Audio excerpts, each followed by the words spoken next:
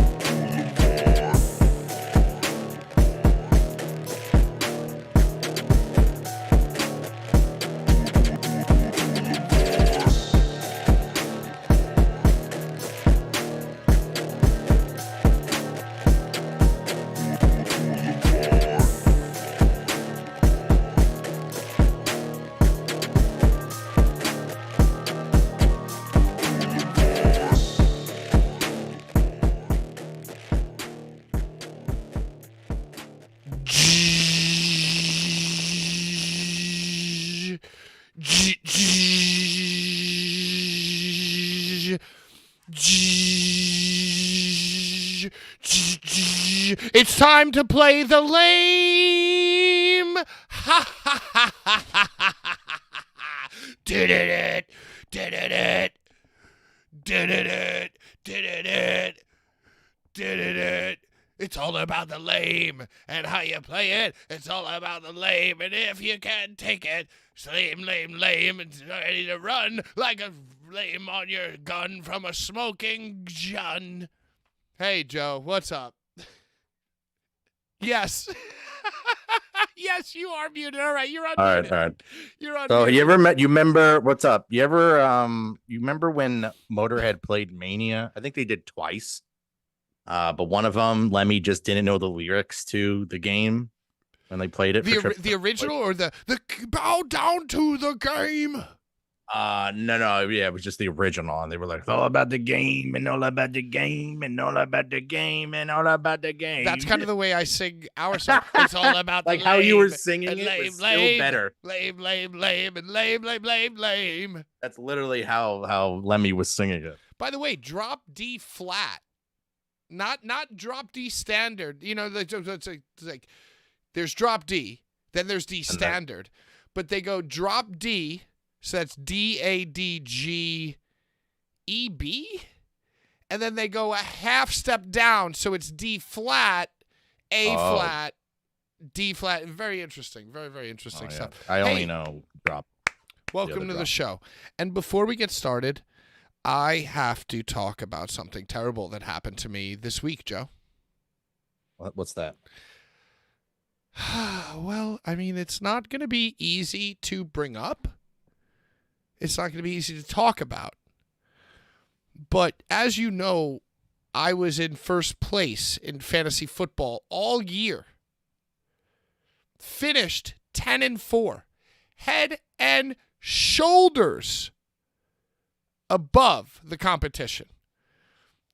Last week, as we spoke about, I had a bye. Christian McCaffrey scored 41 fucking fantasy points, which is like double the best player.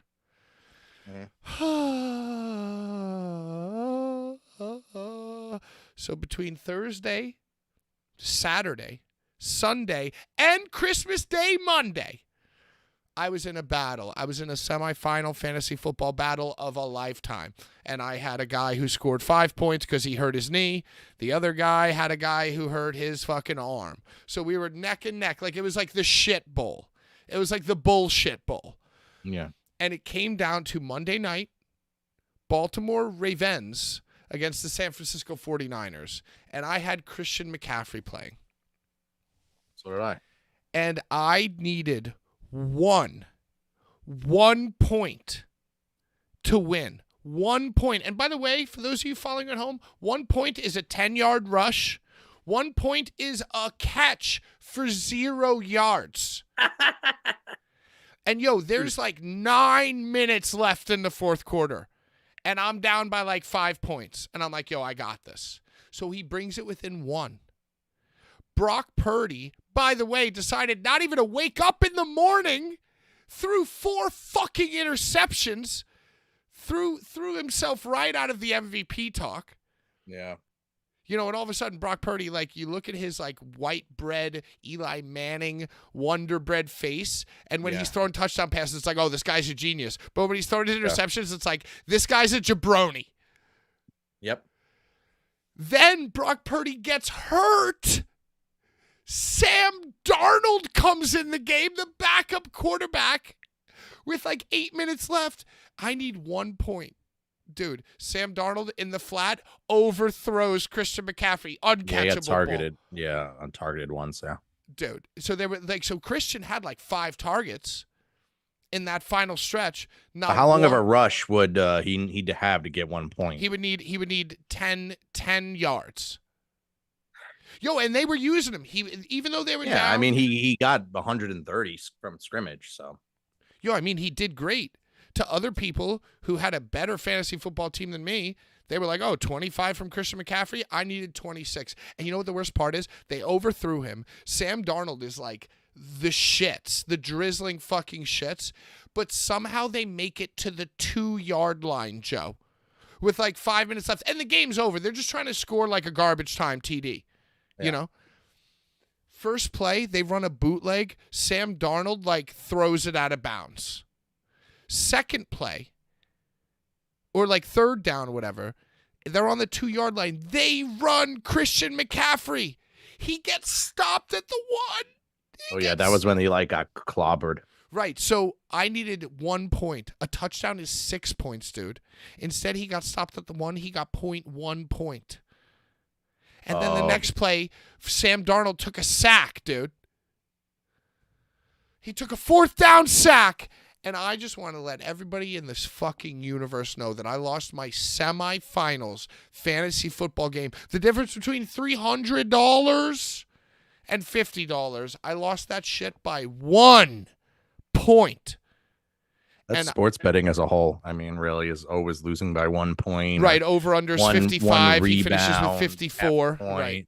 Yeah, I mean, those I've lost count of how many of those I've lost with sports betting.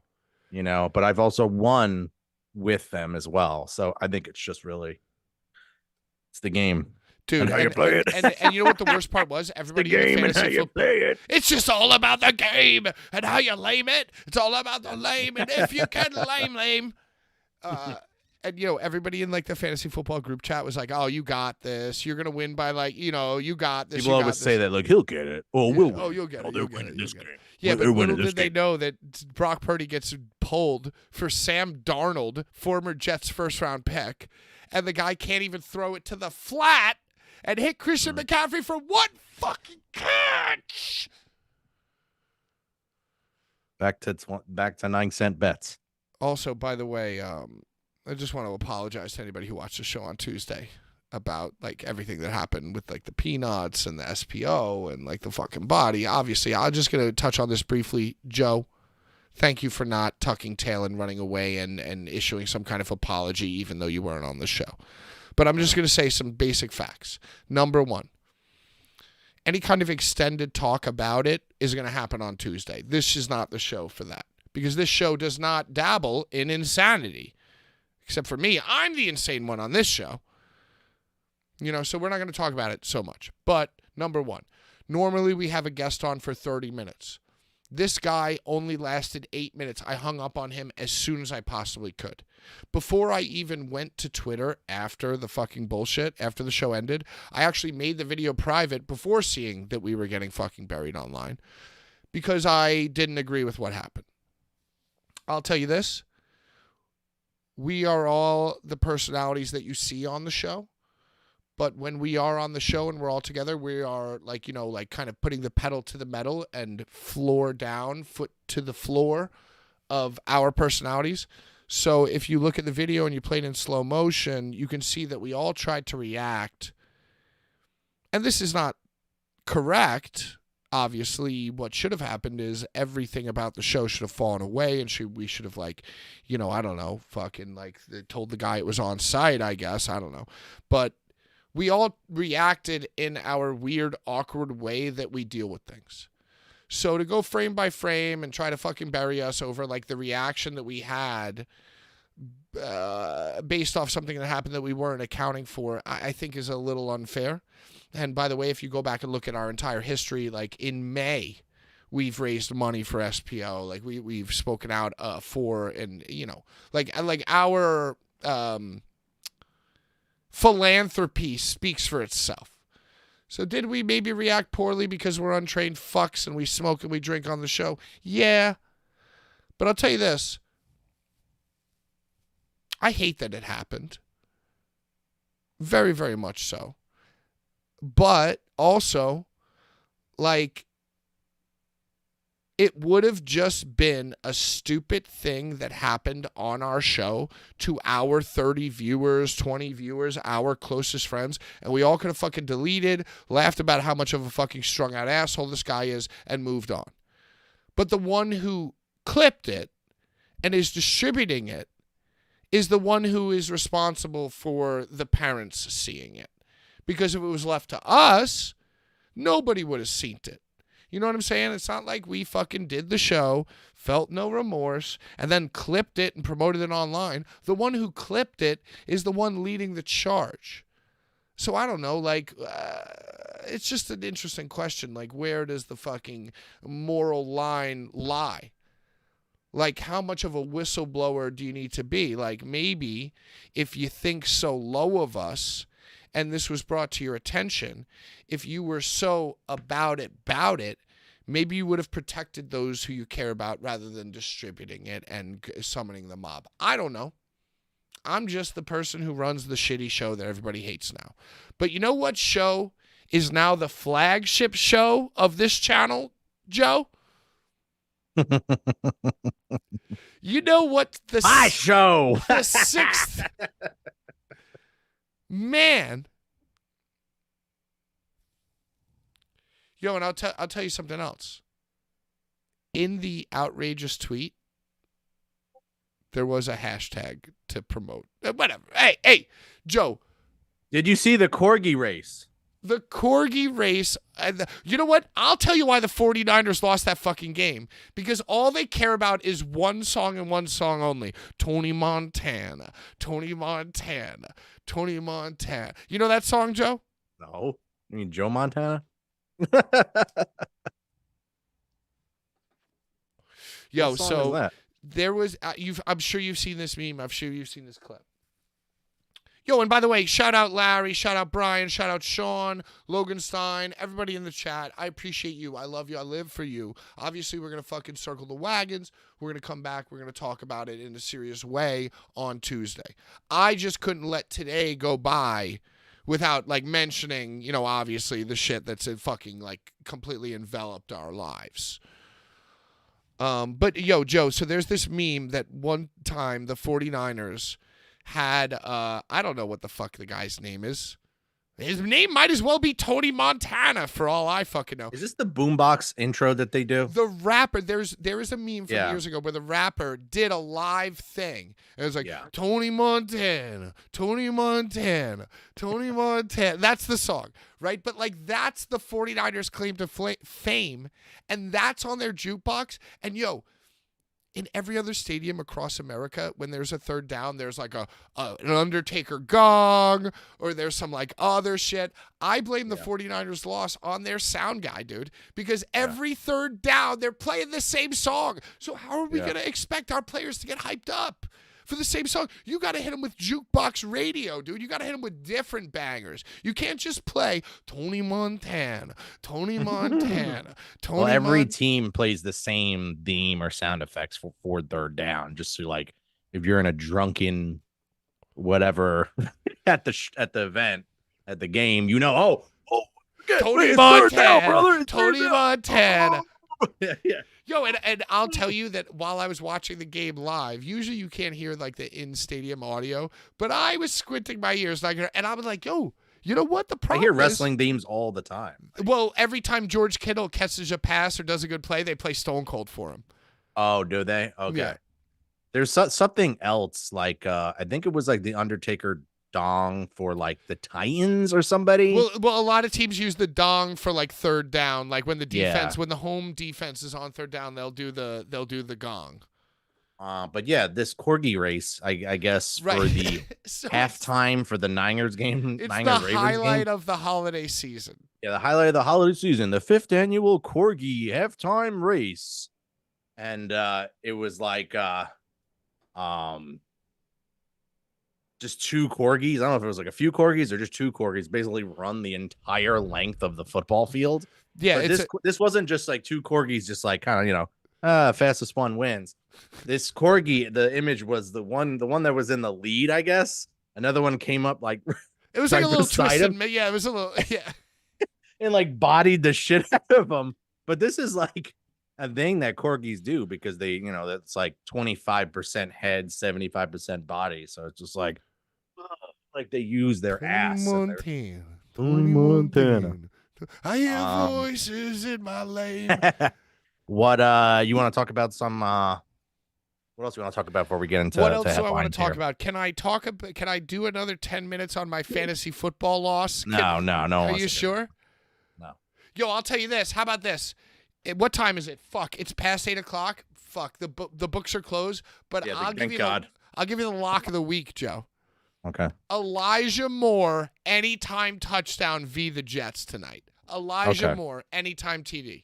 When you go on your next rant, I'll plug it in. If it hasn't hit yet, it'll have increased odds. Tony Montana. So you watch any wrestling this week? Any headlines come out at you? Well, I mean, I guess off the top of my dome piece, the biggest headline is that CM Punk debuted at the Garden. Oh, And yes. he really has become the Big Mac of, he's Big Mac Punk. He's I saw him PG at the Punk. Garden. Like, they stopped. First of all, there's so many things to unpack with this house show. There was him. I don't know if it was before or after the match, after the show. Everyone's like CM Punk chanting around this minivan, SUV. Well, he got to the wrong rental. Oh, what? No, not again. Go on. This was just him like pandering to the fans. He came out and he was just like, thank you. And that was it. All right, so I did post that, like, the 10 seconds of that with him going like, thank you, I fucking love you, where he's like standing on the car. Yeah. Like, that was the car. Bullies channel. Yeah. Well, you know what I did? I get a lot of my information vicariously from this channel, and then I'm like, oh, wait a minute, we already posted it. Okay. As soon as we got canceled, I just went back to just content recycling. And taking fan cam footage. By the way, shout out Sean. His fan cam footage is like at like 15,000 views on YouTube as a short right now. It's making us at least 75 cents. So. Of a Punk entrance at the show, or did he record the whole match? Fuck this shit's the sequence where like Punk did like a little ditty, this and that, duck, open over, leapfrog, drop down, hit him with a short arm clothesline, went up and did the elbow drop. It was like that kind of sequence. Yeah, I saw that one now. Yeah, now that you said that, yeah. I want to read you some of the fucking Instagram comments that we got. Sure, yeah, that'd be cool. Nobody likes this guy, dude. Oh, wow. I'll go ahead. Some people put like, yo, Randy Orton and AJ came back in like great shape, and why does Punk look like a donut? He's never been in amazing shape. Like, the best shape I think I remember him being in was like when he was on his way out of Ring of Honor, headed towards the E.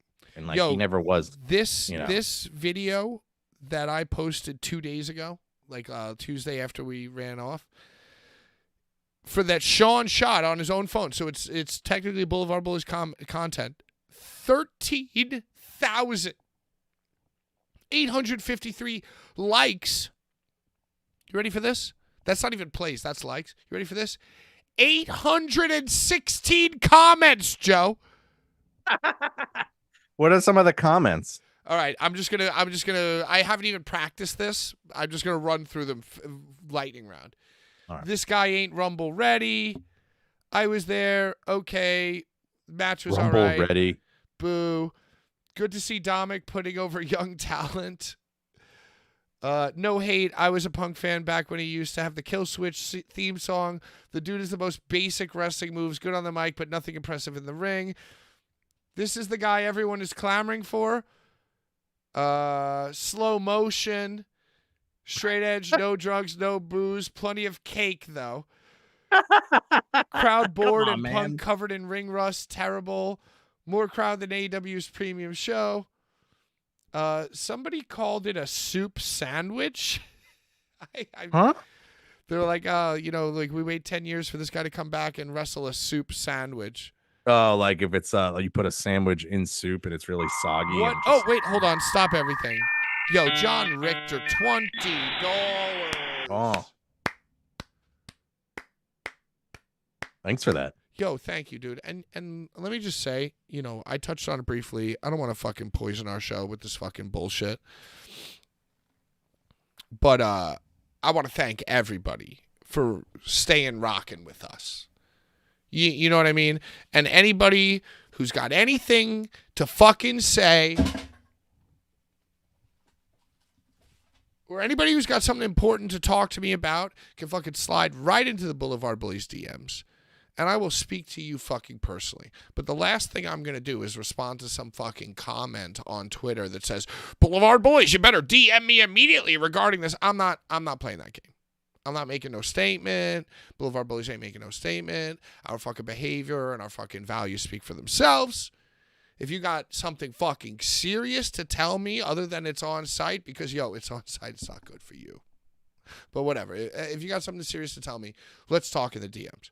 All of our people that I love and that Joe loves and that Sean and Larry and Brian love, who support us and love us, if you got a problem, you got an issue, let's just talk. Let's just talk. I've talked to 24 people through DMs on Boulevard Bullies the last 2 weeks. Or last 2 days, I mean. And I will continue to do so. Anyway, Tony Montana. So are these his the black tights? These are his house show tights? These are his thong tights. And, okay, you saw the clip of him saying I love you to the fans. What you didn't see of that clip is that he sat back in the Uber, realized that he was in the wrong car, got out of that car, took his little How did he know? Was Liv bag. Morgan next to him smoking a joint? Somebody was like, hey, like, I guess the Uber driver was like, are you Chad Gable? He's like, no, I'm fucking Phil You're not Brooks. Liv Morgan. Yeah. Yeah, I'm not, He's like, I'm supposed to be in, Not the tribal chief. no, what the hell is the girl's? I'm supposed to be in Cora Jade's cap. Yeah. I'm splitting an Uber with Cora Jade. Yeah. Yeah. Cora here. Yeah, right. So what? So then the clip continued and he got out of the car? Yeah, and he got out of the car and he wheeled his little wheelie over to another car. It must have been like that whole area next to MSG with Ubers and stuff. Like Mussolini. All right. So yeah, it looks like the kid is back, I guess. So that's good. Now, where will he wrestle again? Well, it's only going to be house shows till Rumble, probably. Yo, I mean, that would be kind of dope. I think that's what they're going to do. It's only house shows. That's kind of like, has that ever been done? That like no, in they're this just day saving and his age, character. That's going to get them more buys and more seats sold. Yo, I mean, Madison Square Garden was packed. To the gills, dude. And I feel like if CM Punk wasn't on it, it would still have been packed. The MSG holiday show is like kind of like a, I don't know, perennial type of. That's like the WrestleMania of house shows. It's like they're after the holiday MSG show, really. Yeah, that's what they said. They wanted to bring more prestige back to the house shows or back to the MSG shows because, yeah, they just used to be big shows back in the Bruno days and all that. So. Yo, but he is getting absolutely flamed in all the comments. But this guy don't give a shit because did you see this video too? He and you could tell through his Instagram story that he was so into it. Like he filmed himself walking up through like the back entrance and he was posting the day before he was doing like cardio in the gym and he's like, so goes the garden, so goes the business. Like this is a guy. The one thing, did you see them give him that ticket? That's what I was getting to. Plaque. Oh, I'm sorry. Okay. No, you're right. But like, how dope is that? Like, the guy obviously cares about the lineage and the history of Madison Square Garden, and wrestling is often dumb, but sometimes you hit it at the right guy, at the right moment in time, at the right venue, and it like means a lot, And you could tell that it meant a lot to him. Wasn't the main, was it? I don't know the order. Maybe I'll look at the cage match. The cage match. But yeah, so then they gave him a present, and he got like a fucking, I don't know, like a metal engraved like ticket stub of like CM Punk's first match in WWE in 10 years, the Garden, like etched in like fucking crystal.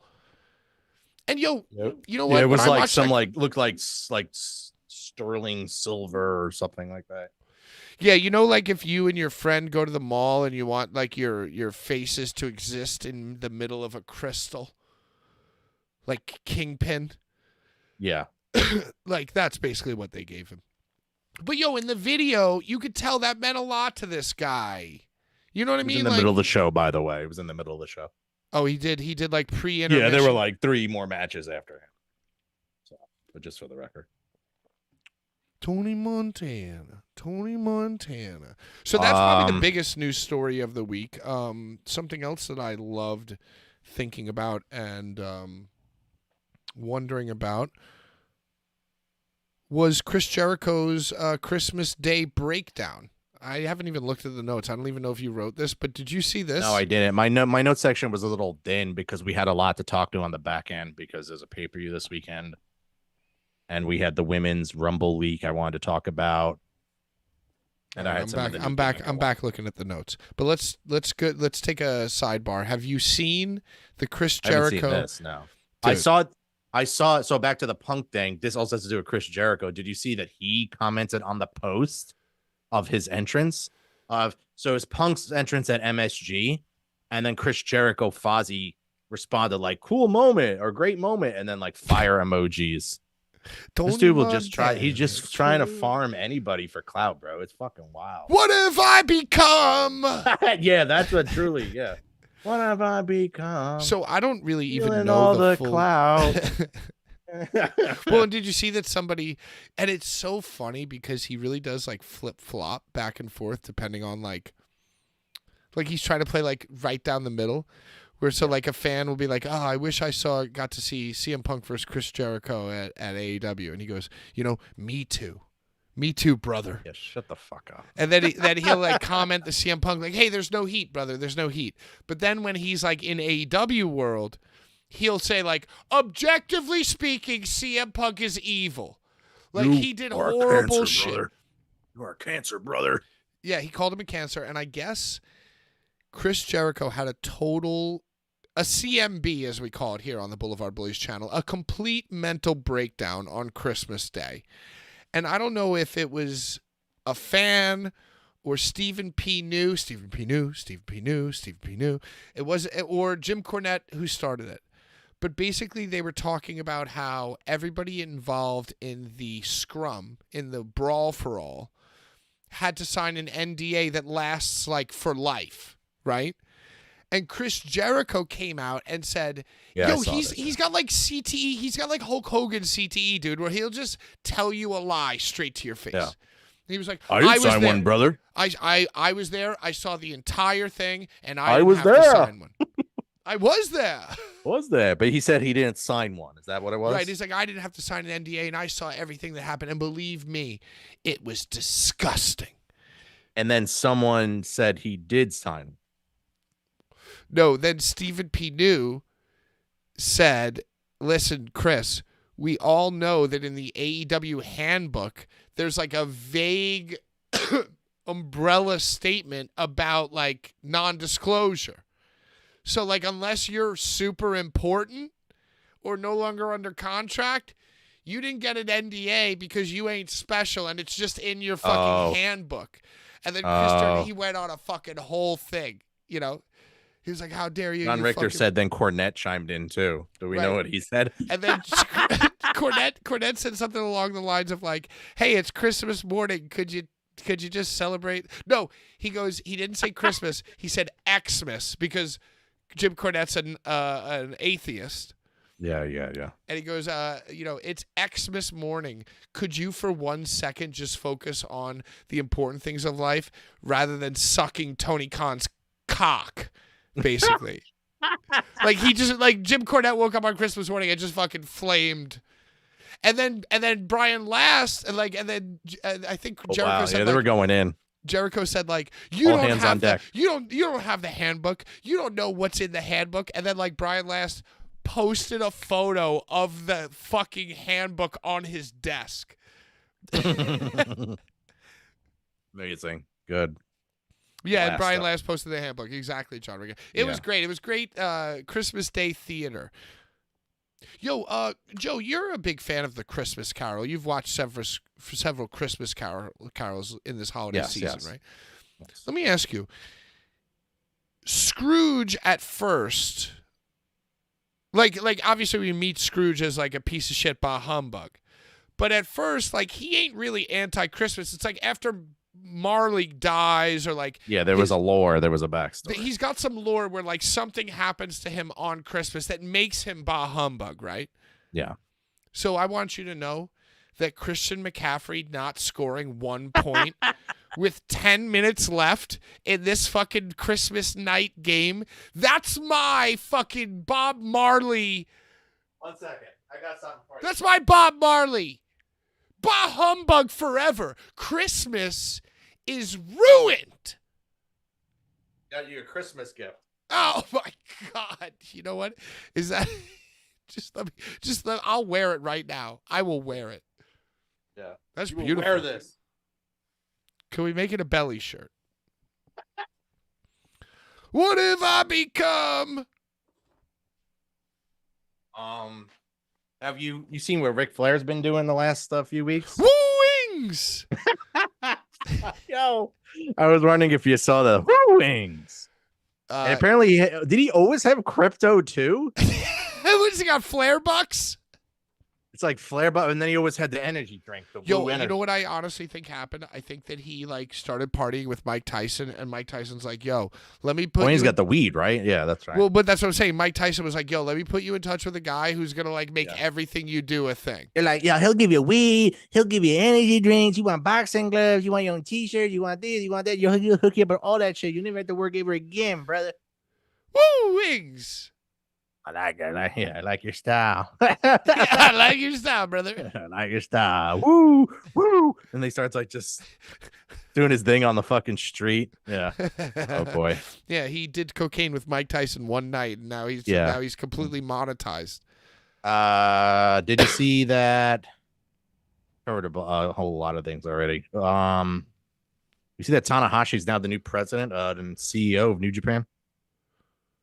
What have I become? What does that mean? What does that mean for? Or you know who Hiroshi Tanahashi is? Yeah, I think I know. Yeah. I think I've narrowed him down to 3 different images in my head.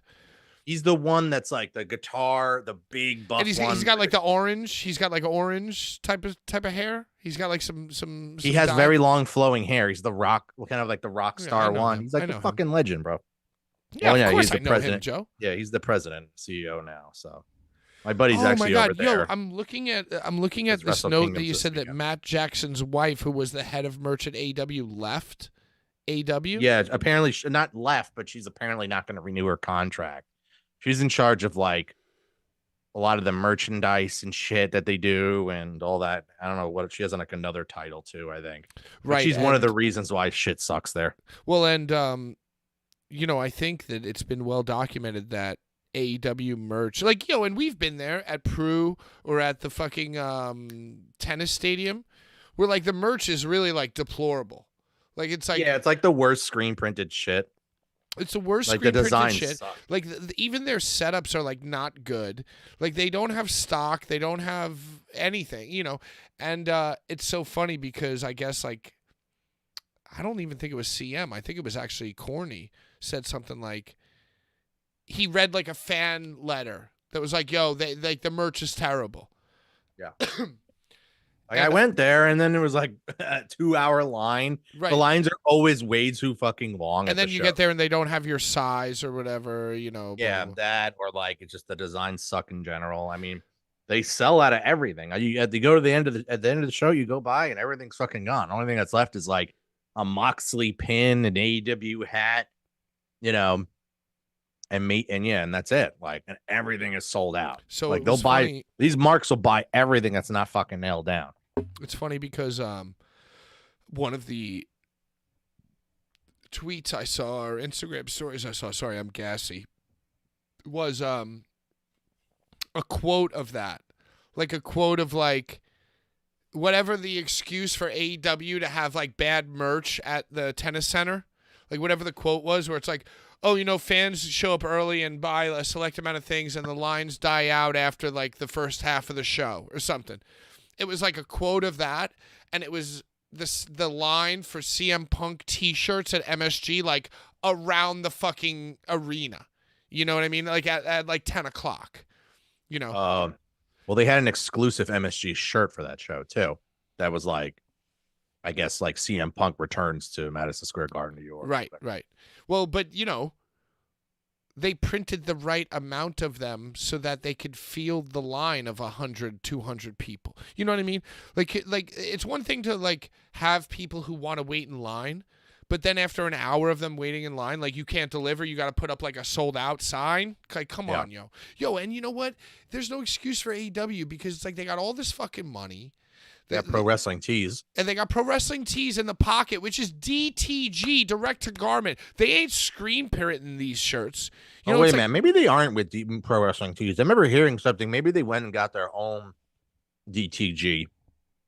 I could be wrong. I thought they might still be affiliated with them, but I remember hearing something where it wasn't. They kind of like burned that bridge and kind of went and did their own thing too. I could be wrong. Maybe someone knows in chat. The Judas in my mind. So I guess Raw and SmackDown are all right. So there's no like PLEs till Rumble, but they're gonna do a bunch of like juiced up Raws and like a juiced up Raw and SmackDown to start the year. So it's like the a next day Raw. one. They're doing day one part 1 and day 1 part 2. No, it's day one Raw or Raw. I think it's called Raw 1, and then it's gonna be called New Year's Revolution or whatever for SmackDown in the same week. So next week. So yeah, let's talk about that, I guess. Okay. Did you watch I'm eating a candy cane. Did you watch any of Raw this week? Did I watch any of Raw Did you watch any Instagram clips of Raw this week? Did I watch any Instagram clips of Raw this week? You know what, Joe? I don't think I did. Oh. Tell me about it. Break it down for us. I'm trying to pull up the results. You're getting hair compliments in the chat, by the way. Oh, I might. Thank you. Thank you. And I see that you've grown your beard out, a little holiday beard. Yeah, I'm growing it out for the I guess the winter. Okay. I'm gonna grow it longer than yours. Wow. You know, It's gonna be gray. Yeah, I mean, you got the proper salt and pepper. I just have like a white streak, like my beard saw a ghost. Yeah. Yeah, like you got a nice salt and pepper flavor. Eek. I'm struggling here to find result. Do you want to just talk about this women's thing I sent you? The women's Rumble leak? Oh, there was like this happens every year, Joe. Oh, it was real though. This one was real. This one was real because somebody. Well, this one's good. This one's good though. All right, break it down for me. I have it in my phone, but I you know what? Honestly, I did not zoom into it because I feel like every year for the last like 3 or 4 years, there's a spreadsheet leaked of like what's going to happen in the Rumble. And it's like always a big deal. Like, oh, somebody took a picture of a thing that somebody was holding or left around. You're telling me that this one's the one to believe. Yes. Oh, I don't have any of my notes ready. Yes. So yeah, there was an Excel sheet. Yeah, Appendix 1, Women's Royal Rumble 2024 lineup. Yeah, Appendix 1. And this is exactly the entrant order, the brand. It doesn't look like they show who is eliminated by who, though. Maybe I chopped that part off when I cropped it. But yeah, we're just gonna get into this, I guess. The woman who drew number 1, Becky Lynch. Whoa! Hey, you always got to start the show out hot, like yeah. Number 2, Nia Jax. Right. Oh, she's got a long path to climb. Yeah. So you got some heat there and stuff. So with them too, so they'll go at it for a little bit. Then you have Zoe Stark. Okay. All right. That's Why not? That's some pass with Becky Lynch. You know, and good for Zoe Stark being included. Like that ups her stock by being number 3, being in the ring with those two. Good for her. Then you have Chelsea Green, my favorite women's wrestler. Then you have Michin. Oh, who's that? Michin. Is she from SmackDown? That's fucking Mia Yim.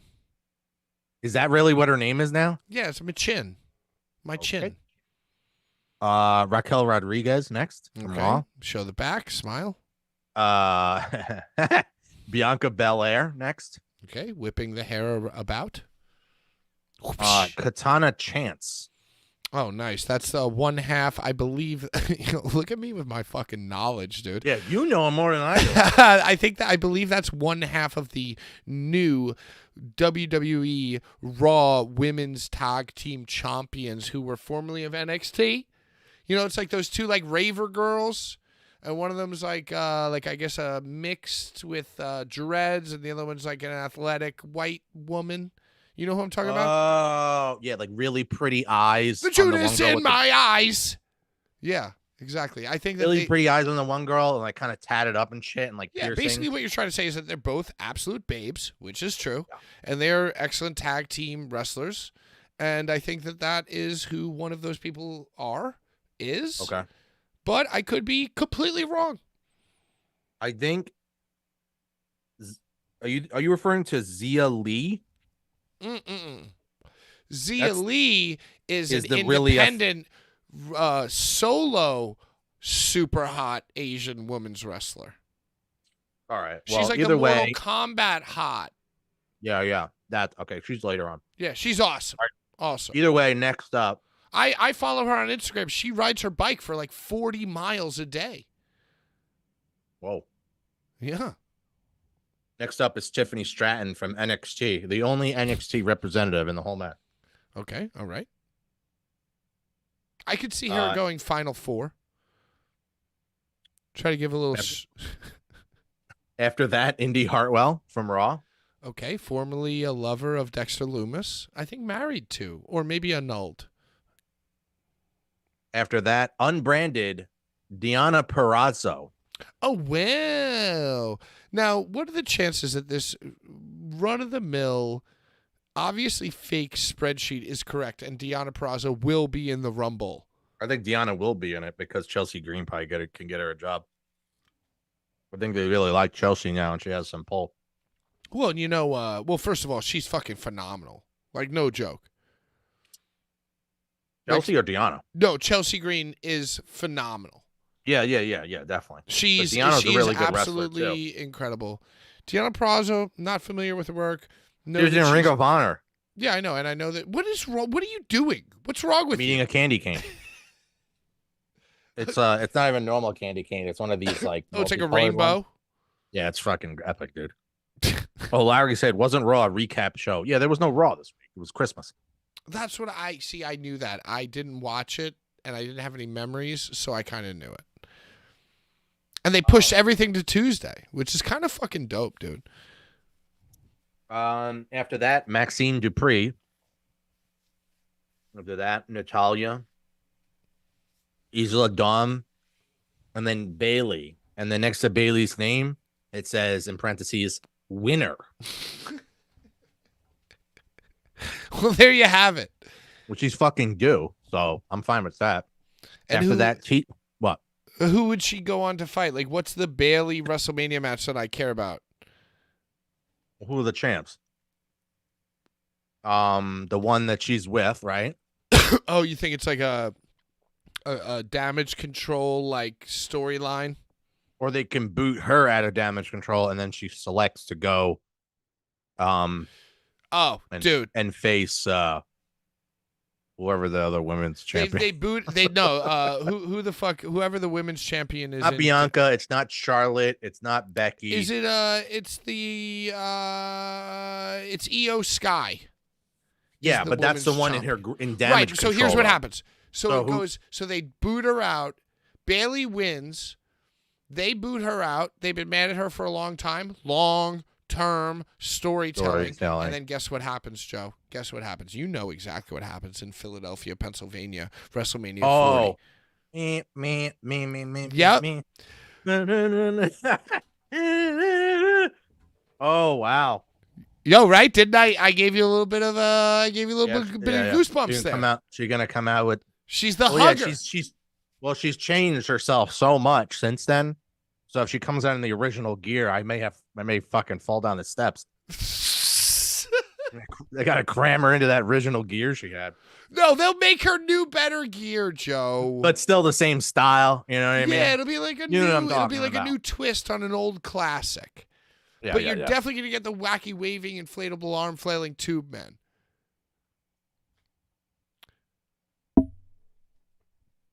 Yeah, that's fine. Use Yeah. babyface. Yeah, yo, I love that. Sign me up. I told you this list was real. Parentheses winner. I told you this fucking list was real. All right. After that, Tegan Knox, and then Caden Carter. Who's Caden Carter? Probably one half of the thing that I said before. Probably the white like, one. The white one, I think. Caden No, Carter you're thinking sounds of, very white. You're thinking of the ex of Ricochet. No, Casey Cachezaro or some shit. no, I'm not thinking of her. I'm thinking of the white woman in the tag team that I mentioned before. I think it was. So you're talking about the ones that beat Chelsea and Piper Niven, right? Yeah. I'm pretty sure, going off of a Triple H picture I saw, that's the light skinned girl and the Casey Cachezaro, whatever her name is. Nah, She was in a Rumble before, and the announcers wouldn't shut the fuck up about her. They kept saying, you know how like in the E, yeah, Larry says Caden is the half black one. So maybe they changed Casey's Well, name. I love them both, Joe. And I think either remember one how of them the could E- win the women's rumble. Remember how the E has this thing about how you have to say the name right, or you have to say like the whole name. Like if it's two names, you can't say just the first name. You have to say the full fucking name, and they say it so fucking much, and it's always like some fucking dent, like Byron Saxton repeating himself over and over again. Oh. Well, I can't wait for the Royal Rumble, men's or women's. Do you have any? Well, we're not done yet. We still have half the Jesus entrance to go. Tell me everything. Let's go lightning round. I'm just gonna fire through it. Next up is Alba Fire, whoever that is. That's the red-haired babe, Hot Topic babe. Keep going. Okay. Candice LeRae, Mm-hmm. Shayna Baszler, Zelina Vega, Ivy Nigel, Nikki Okay. Cross, Perfect. Kyrie Sane, Piper Niven, Jade Cargill. Hell yeah, dude. Yo, Jade Cargill needs to come out and do a Kane. 11 eliminations. Yeah. And do this too. I guess well. Zia Lee, Asuka, Liv Morgan, which might not happen now, who knows? And then after that, the final entrant. Hold on, let me guess. Boop, boop, boop, boop, boop, boop, boop, boop. wait. Keep singing it.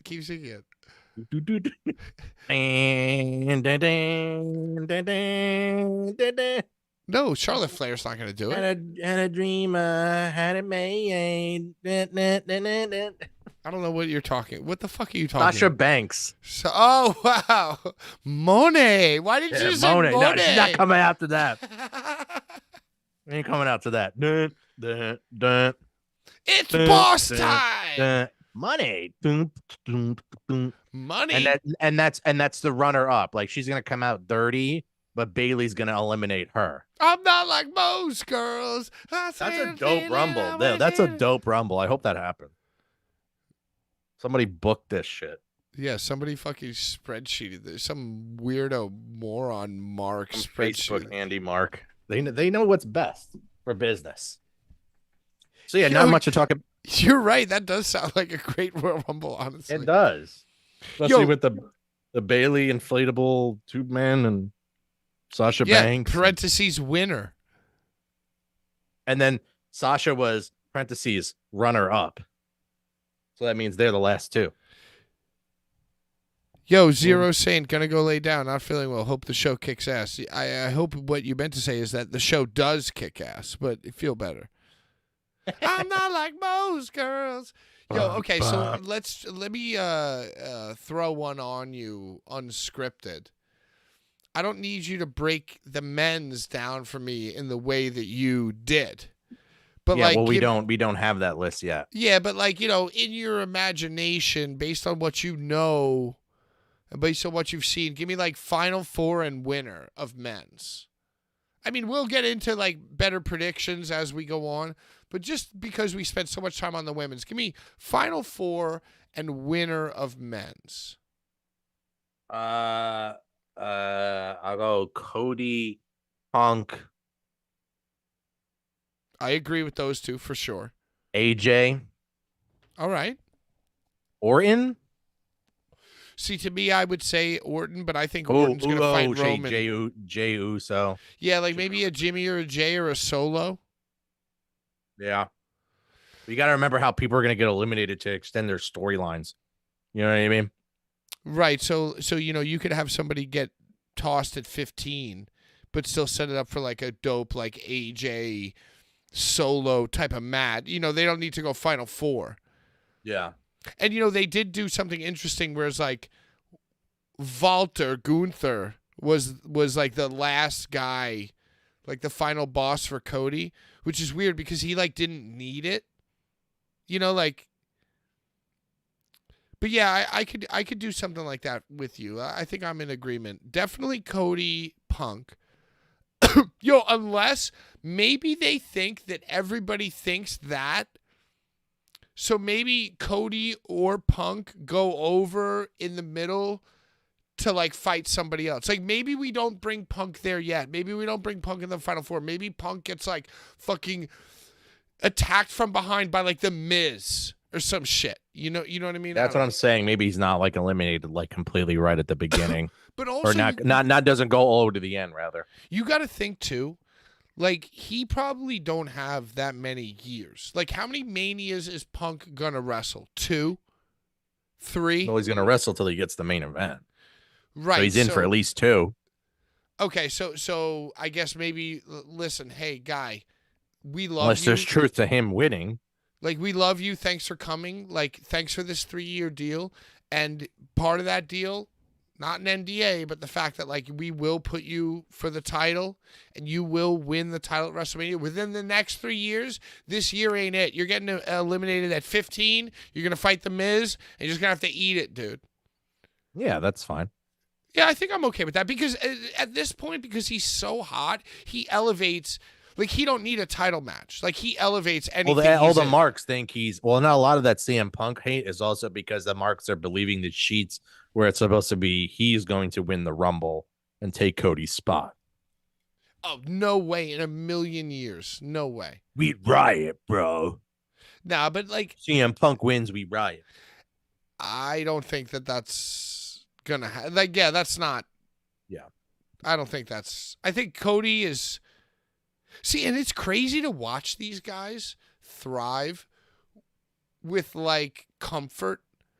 Like like CM Punk came in and Cody's like, "Hey, welcome to the squad, dude. Let's work."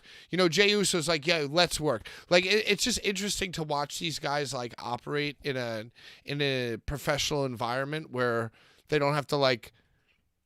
Like AEW has like mad indie politics involved with it. Yeah, there's a lot of bullshit. They can comfortably come to work and just work the match in the program, and then give it their best. Right. Like so that's bullshit. Like it's kind of nice to watch CM Punk have that type of vibe where it's like, he's not PG Punk. It's just like you finally got a job you like, and you're finally being respected. So it's like, yeah, I am actually happy. You know what I mean? Like, yeah. And like us as fans, we go like, oh, look, he's a sellout. He's actually happy. It's like, nah, hey, they're flying me. I'm eating. You know what I mean? I'm taking a few bumps. Yeah. I'm doing my, like, why wouldn't you be happy that you finally have like a good fucking job? Like, look at how Cody thrived. Yeah, exactly. But Cody had to eat shit for a while. But Cody's last days in AEW, I fucking hated. Like, I couldn't stand him being on my screen. Yeah, because it was just shit booking and politics and, it just... But what I didn't realize is that... Brandy making it worse, Yeah, but what I guess what I didn't realize is that, like, under the right circumstances, Cody could actually be somebody who I think is dope. You know what I mean? Like, I hadn't thought he was dope since the Dustin match. Yeah. And he like really, and it's like I blamed him. But now that I see him in WWE, it's like I like him as the Big Mac. I like him as Coca-Cola. You know what I mean? Like that's his role. That's what he should do, and he's doing it well. And he cares about the kids, and he's doing the right thing. And it's like, wow, it's so crazy to think that like Cody Rhodes was the lamest fucking wrestler to me this time like 2 years ago. And now like I fuck with him. Well, think of it like a quarterback sucks on a team and then they go to another team and really, really thrive. Right. It's a system. Yeah.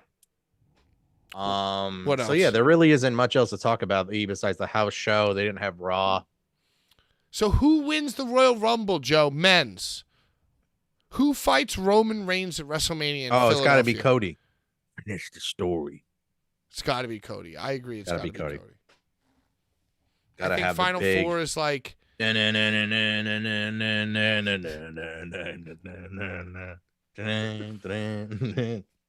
We're Big on. Whoa. Did you know that the whoa?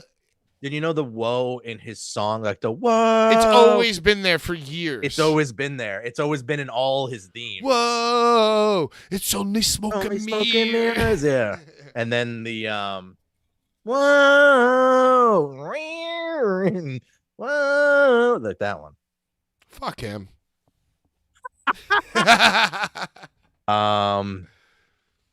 AE dub. AE dub. You ready to talk AEW? Yo, this weekend's the fucking big event. We're gonna see who the devil finally is. Are we? Are we though? No, it's probably gonna go 6 months more. Yeah. The exalted one. Did you did Don't you talk like watch- that, Joe. We don't like that kind of jokes. No, sorry. Yeah. Um We don't like those jokes. what did you watch AEW yesterday? Nope. Guess what? I did, and I have really good notes. I got really good notes. Let's go. Welcome everyone. So Light the Dynamite, fuse. Bring the boom. Dynamite. Dynamite, Orlando, Florida. You know what that means, or it's Wednesday. You know what that means. So yeah, it was in Orlando, Florida yesterday. All right. Orlando, Florida. You know what that means. You know, Florida. You know what that means. They start with the semifinals. They open the show with the semis, the three-way semis Oh, my God, dude. for the Continental Classic. The Continental Classic. God damn it. I'm so excited. to Yeah, talk- this is the last week for the Continental Classic. No, dude. it's not last week because we are going to We talk will- about this it for will be years to eternal. come. Yeah, this will go. And eternally. I'm going to do a little tease for later. I was so excited. That was the number 2 news story for me in all of wrestling this week. Well, no. Number 1 was CM Punk and MSG. Number 2 was Boulevard Bullies getting destroyed and canceled. Number 3 was your text that you sent to me that said, it's very vague, very cryptic, but inspirational. Eddie Kingston finally put his money where his mouth is. And I texted you back and I said, what, did he threaten to kill us? I thought it was about the other thing, but no. So tell me about the Continental Classic. But wait a second, hold on. What do you exactly mean by Continental Classic? Like, what's the origin of it? It is a prestigious tournament, first annual prestigious tournament. Okay, It's very prestigious, but it's the first annual though. okay, I understand. So basically, what happened was Eddie Kingston went to Tony Khan, and he said, "Let's do a tournament like how they used to do in All Japan." I don't think that's what happened though, Joe. I think what- that what the hap- tournament yeah, had yeah. already existed. I think that they were already. I think Tony Khan had already. He put on the scarf, and he'd already decided that the Continental Classic was going to be a thing. And then Eddie Kingston put his money where his mouth. Then Eddie Kingston. put his Okay. money So in. go ahead. So the Start from Continental beginning. Classic, I guess was conjured by Tony Khan to be a way to make the first ever Triple Crown champion in AEW history, and basically it's patterned off of the G1 Climax tournament of New Japan or of All Japan No, back in the Joe, day. you're Am I not you're explaining this screwing it right? up. You're screwing it Am I up. screwing up the gimmick? I'm gonna get to the memes. Can I get to the memes? No, you know what? I'm gonna I now do the shtick then. I'm going to do the shtick, and then I'm going to throw to you for the memes. Basically, that's what happened is that Tony Khan, he loves honoring Antonio Kananoki, and he wears the scarf that Antonio Kananoki wore. And the G1 Classic, somewhere in between, mishmash, that's a beautiful grid. It's an Excel spreadsheet tournament that is honored throughout all of history. And Tony Khan woke up one day and he said, you know what? AEW needs to do a grid tournament. And this grid tournament will, in fact, crown the first ever Continental champion. This is the Continental Classic Tournament, kind of like G1 America Continental. And the person who wins this tournament will be the Continental Champion. We have Block A and Block B. We have blue and we have gold. And the competitors have been decided. And then Eddie Kingston was one of those competitors. And Eddie Kingston just so at the time happened to be the Ring of Honor World Heavyweight Champion and the New Japan Strong Openweight Champion, dual champion. But he's also in this tournament, the G1 Classic type of tournament, the Continental Classic that Tony Khan thought of. He's also in this to be in the field to win the Continental Championship. And Eddie Kingston, Joe, He put his money where his mouth he was. put his money where his mouth. Take it away, Joe. Take it away. So he decided to put his money where his mouth was to put up the 2 belts that Pat just explained to become the first ever Triple Crown, AEW Triple Crown, Continental Ring of Honor. Right. World It's a combination Heavyweight- of 3 belts. It's a combination of 3 belts. It's the full title will be the following. The Ring of Honor World Heavyweight New Japan Strong Open Weight Continental Classic Triple Crown Champion All together. of the world. First ever Triple Crown. First ever Triple Crown of AEW. And how does the tournament work exactly, Joe? So there's 6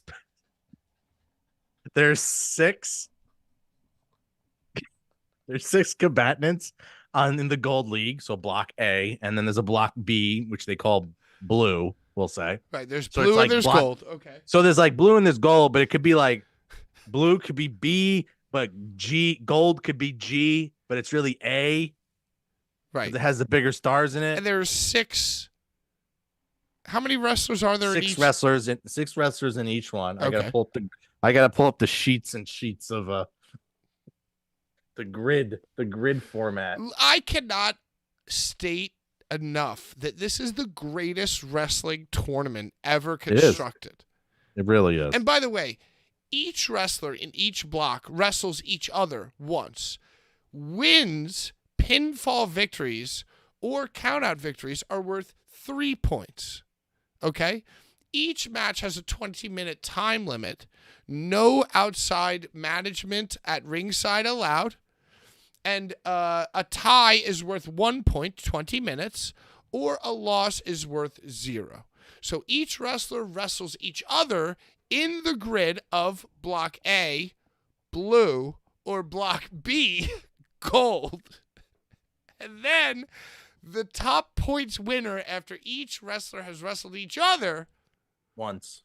once. Robin. It's round robin. Round robin tournament. Round robin G1 Classic inspired tournament, which once again combines the Ring of Honor World Heavyweight Championship, the New Japan Strong Openweight Championship, and then it is combining the Continental Classic Championship, which, by the way, all 3 belts on a table.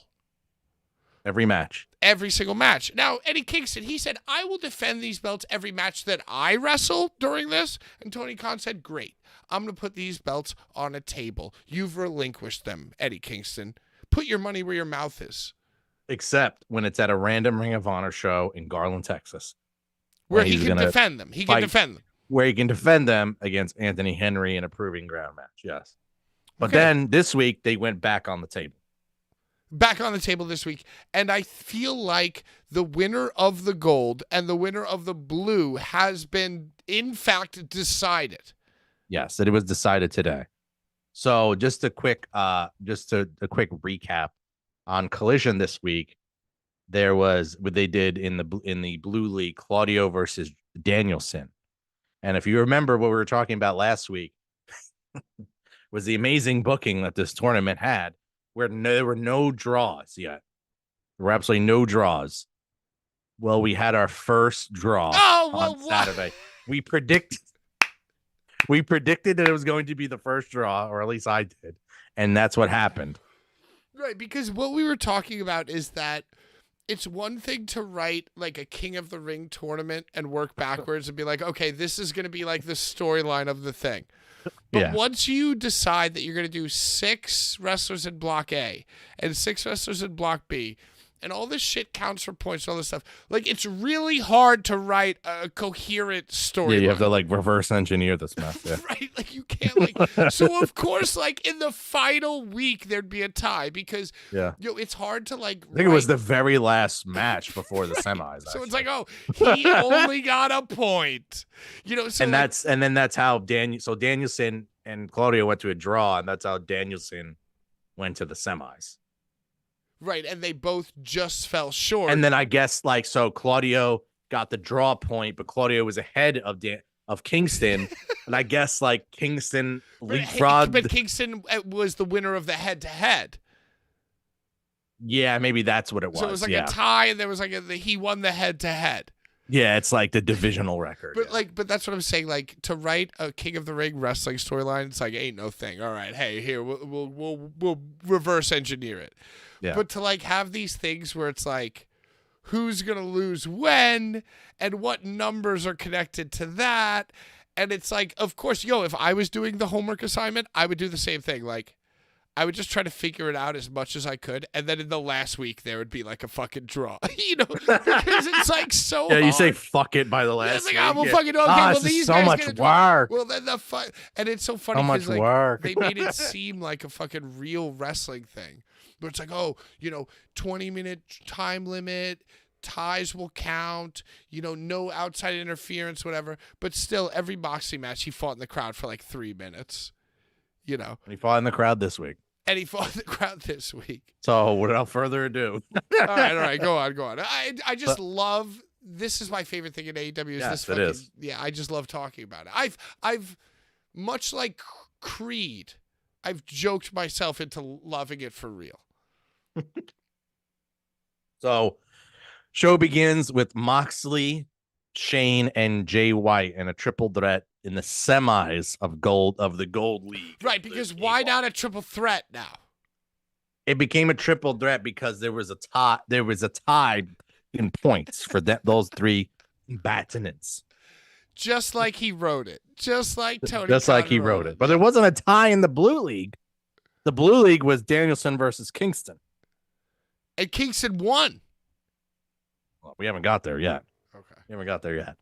So anyway, Moxley defeats Shane Strickland and Jay White to advance in to the finals of the Continental Tournament. So they put Moxley over. So he's the gold champion. Correct. Going to the finals at He is World. coming out of the World's Gold End. League. He won the 3-way tie triple threat, Fortunately, yes. and he's moving on. So there was a lot of heat on the internet for this because of like, why does Moxley need to win again? I mean, he hasn't won the tournament, but he's still going to the finals. I guess people really wanted Shane Strickland to win this match. Oh, I think that 100% Moxley puts his opponent over, whoever that might be. Oh, in the finals. I think 100%. I think it's like Moxley probably requested 2. How many Renees this week, by the way, do you want? Ooh, you know what? Give me 3. Give me, you know what? I'm going under 2 Renees. 2 Renees only. I feel like this Continental Classic is fucking Renee's flow up. Yeah. All right. So the next promo we got was just about them talking about the draw thing. We already covered that.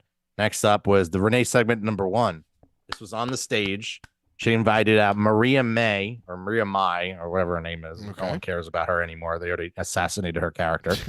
And she announces that she will make her NXT, her wrestling debut next week on Dynamite. Not at the pay-per-view, which happens between now and then. Yes, not at the pay-per-view, no. Okay. And then Riho came out, all 40 pounds of her, and chased Maria Mai down to the ring like a chicken shit heel that Mariah is now, getting afraid of a 50-pound piece of paper. Yo, Rio And, fucks, dude. Have you seen that shirt on the Boulevard Police store? Rio No. fucks. No, Rio fucks, like real fucks. No, it's No just way, you didn't make it. RHIO FUCKS. It's on the big cartel site. Yeah, starting in a few hours after the show ends. Okay, yeah. And there was just a brawl with and Tony the all eye is that. a pipe. Yeah, you gotta have the pipe. And then another lame segment in the back. Top Flight best friends make a match for next week, and then some guy in Top Flight, I don't know who it is, pounded a whole bottle of water in like 1 second, and then they just cut away. Like he took like a whole bottle like this. If this was filled with water, yeah, and he just goes, and he just like fucking downs it, and then he's just like, yeah, stay hydrated. And the That's guys are weird. like, yeah, they really just don't gate this stuff, you know. Like, Doesn't sound you good. think Tony Khan said to do that, or like they're just like, yeah, go out there and have fun?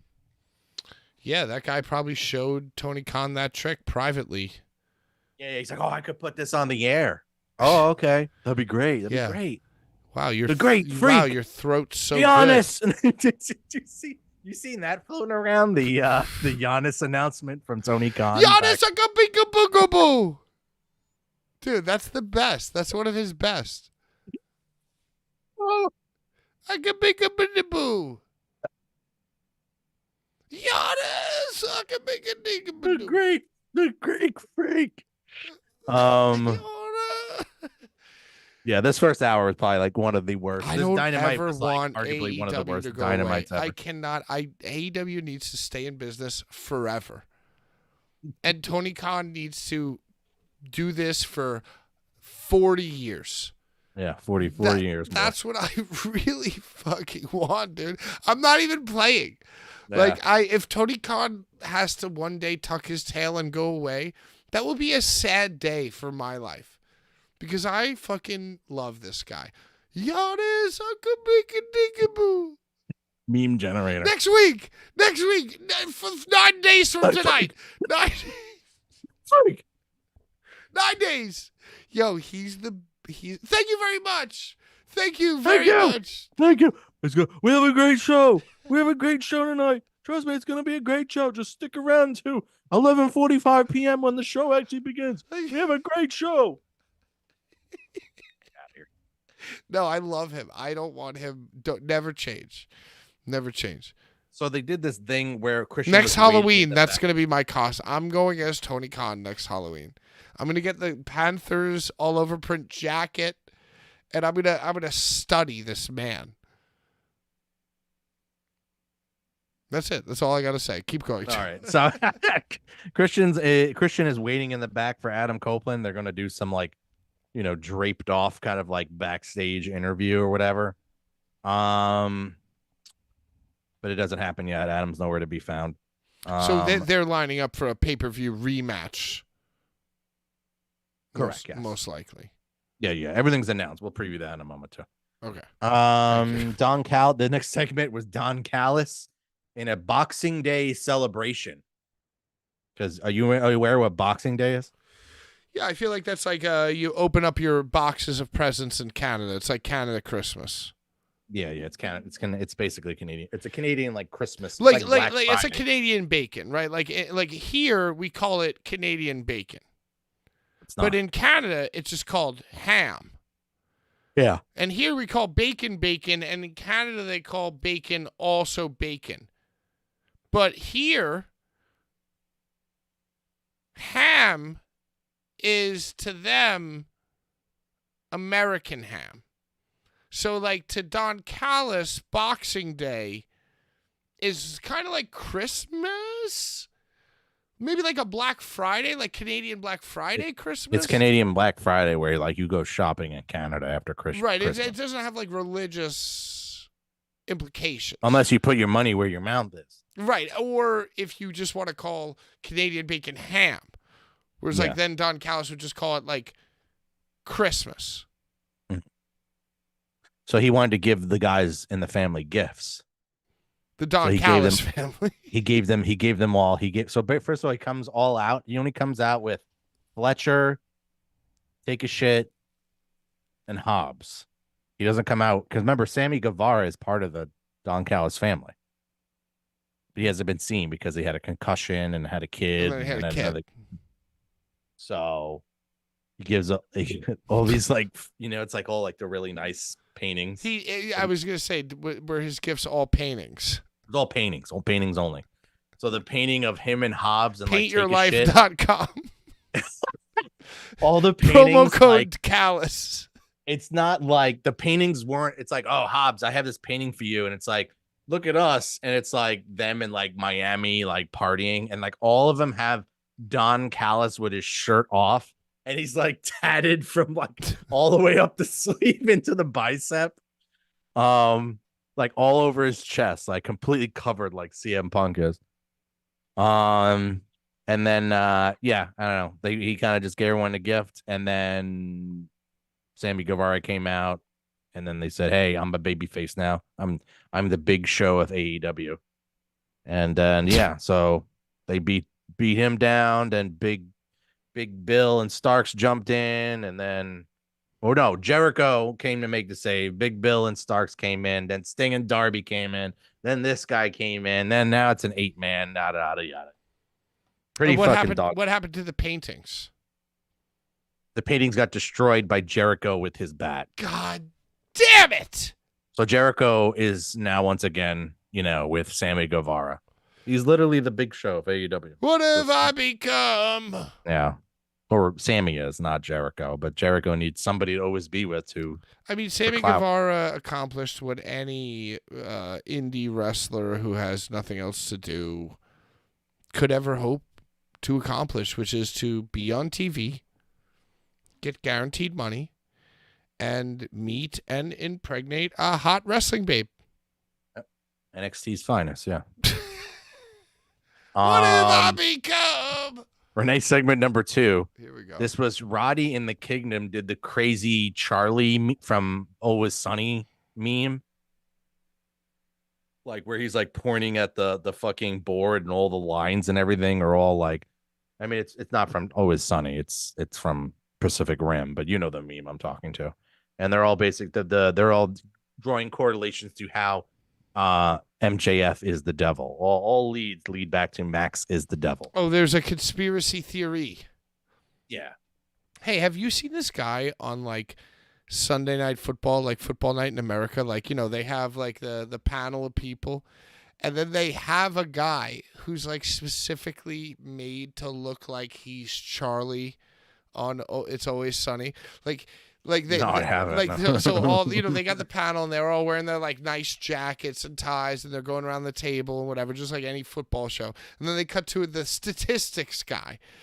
And the guy's like got his like shirt sleeves rolled up to here. Oh, he got it rolled up. Yeah, he's like all strung and his like ties flying around. He's like, "Don't you see right here? We got that 65." He's like a CNBC guy. He's like a Charlie. He's like, we got a 65% possibility, but if they win here, we got a 45, 46, 48. He's like a stock. I think I have. Doesn't it show like a shitload of stats or right? something? He just like I think I have. It's like the part of the show where they have the crazy guy say the shit to you. It's showing like so many like ridiculous decimal points. And he's got like a fucking digital marker, and he's like fucking going around, and they purposely have him like with no jacket on, like looking insane. I think I have with his seen like this, tie swinging around, like winning crazy probability and like fucking yards and all this shit. Like just shit is everywhere. I take one look at that guy and I'm like, yo, I gotta log on to DraftKings right now and place a few bets. This guy knows. Like this is some good data. This is some really. This is like Tony Khan data fucking compression. Data fucking analysis. What we're going to do is we're going to take Eddie Kingston, who put his money where his mouth is, and he's currently the Ring of Honor World Heavyweight Champion, and he's also the New Japan Strong Open Weight Champion. And he said that he was going to defend those 2 championships in every single match in the blue bracket, as opposed to the gold bracket. Those are 6 wrestlers. But he didn't. He lost, so someone else should be the champ. No, but he put his money where his mouth was, Joe. And then Jedi Tony Khan, he fucking decided like, okay, I'm gonna meet you Antonio halfway. Inoki Khan, you mean? Antonio Inoki Khan. Jedi Inoki. he said, you know what? Why don't you just relinquish these bitches? We'll put them on a table, and then we're going to combine them. We're going to melt them all down, and we're going to combine them. So it's basically come down to, because of that tie, it's come down to Jon Moxley versus Eddie Kingston, who put his money where his mouth was. Yes. Continue Can't on. wait. Oh, did I jump the gun? Keep going. No. So yeah, next up, Eddie Kingston defeated Bryan Danielson to advance to the Continental Classic Finals versus Jon Moxley. Okay. Moxley came out and had a kind of like a generic promo for him, but Eddie then did his Eddie thing, and then he kind of saved the segment because Okay. the promo was really, really good. He's like, I'm like a young boy, like young bitch Yuta. Remember, I was in this before you. I'm your senpai. I was in Wow. this business before you. So Good for Eddie. then Christian and Edge brawl in the back. He showed up for the interview, and they just like decided to start fighting in the back. So it's going to be a no DQ match at World's End for them. Wow. Isn't that what they literally did at Dynamite? A no DQ? Was it a no DQ? It was I don't think so. something along those lines. There was a lot of chicanery afoot.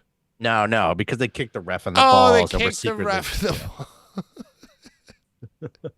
Why can't they do Uh, like a chairs match, like we said? Like they'll do a chairs, they'll do a tables, they'll do a TLC, or they'll do a ladder. That's probably in the pipeline. That's what I'm saying. Oh, Like, so I they'll think do it- this one first, then they'll start what we said. Yeah. Makes sense. Sky Blue defeated Chris Statlander with the help of Julia Hart. Oh, I saw the clips of this match, and let me just say, great match. Yeah. Sky Blue is full. I don't know. I guess her and Julia Hart are fully together They're now evil. on Collision.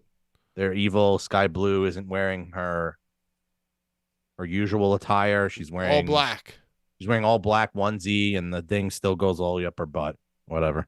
Well, I mean, I Um, don't know if I would. I just thought it was a good match. Yeah, sure. So yeah, I just wrote the women's division is truly lost. What's going on with Britt Baker? Exactly. No Britt Baker. They Julia got Hart is the running Britt Baker's show. going to have to be the devil, right? Well, listen to this. So the main event, it was the Devils, New Jersey Devils, Right. Martin Versus- Brodeur. versus MJF and Joe. So, but someone hurt Joe in the back. Oh, instead of MJF, it No, was that never Joe. happened. That ended up being just some schmaz. Then that never was a match. This is the actual match now. Okay. All right. So they look up on the Joe's music hits. They look up on the Tron. Joe's like, but he doesn't have the belt with him. You know, MJF comes out with the triple B, and then he comes out with the triple B and the ROH tag title, but Joe doesn't come out with it for some reason. You know, they had prior to the match gave the belt to Bryce Remsburg because what happened after MJF's like, I'm doing this alone. I'm just going to wrestle these guys alone. And he proceeded to get squashed because they hit a dude with a pipe. Another devil jumped out. A third man hit him with They a pipe. Nancy Kerrigan him. Agreed. Yes. So then Joe comes out after. So they lose the ROH titles to the New Jersey Devils, and then the lights. Joe comes down, hits all the dudes with a chair. Everyone bails out, and then the screen goes on, and it says, "Nice doing business with you." And What? Joe hits MJF with the chair. So I guess turns out Joe has been working with the New Jersey Devils this entire time, and that's No. how it showed. Yeah, pretty awful Dynamite. Arguably, someone compared the main event to a Three Stooges segment. Yeah, just very bad go home show for World's End. And So what are the World's End shows? Like, what is MJF doing at the World's End show? so he's wrestling Joe for the AEW World Championship. Oh, and so that's why they left it off, implying that Joe was the leader. To give it some juice. Well, not the leader. It was just nice. The devil said, "Nice doing business with you." He didn't say that. It just came up in text. Just came up in text because they learned their lesson from when they had him say, and then everyone's like, "It's Jungle Boy." We've done voice analysis. Yeah. So yeah, that's the main event of World's End, and then what else are they gonna have? Fucking Kingston there's versus Moxley for the Kingston Continental versus Moxley Championship. will be one. Triple crown. Rihu versus Tony Storm, Timeless Tony Storm, which Hell every yeah. time they show her, they have to go to black and white Of and the course. segment and the Makes characters sense. ruined. Makes sense to me. No DQ TNT champ. It's also for the TNT championship as well. Christian Cage versus Adam Copeland. Yo, that's kind of a stacked show. Wait, what else is happening? TBS championship, Julia Hart versus Abaddon. Meh.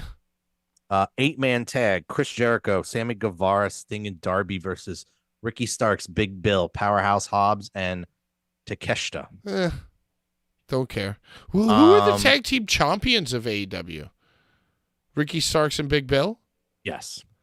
All right, so they're not defending. Swerve Strickland versus Keith Lee. So now that Swerve Strickland is done with the first ever illustrious Continental Classic, he's going to randomly face Collision's Keith Lee. All right. Because they have some drama. Why not? They had some history. Andrade El Idolo versus Miro.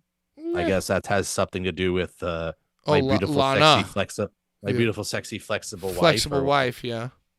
20-man battle royale for a TNT title shot anytime, anywhere. Whoa. Could we see that in that same show utilized later on in that match versus Cage and Adam Copeland? Huh. Who knows? It could be like Nick Wayne. It could be, you know. And then 0 hour. That's in the 0 hour. You think you know me? And then the other 0 hour match is FTW rules for the FTW championship. Okay. Hook versus Wheeler Yuta. Oh, okay. All right. Great. That's it. I mean, you got Edge versus Christian. It's a 10-hour show. That's you got Max versus Joe. And you got the other thing that I mildly care about. Yeah. It's not so bad. No. Let me check if I can get the DraftKings thing. Maybe that's available. Probably not, because usually they wait till like the last minute, but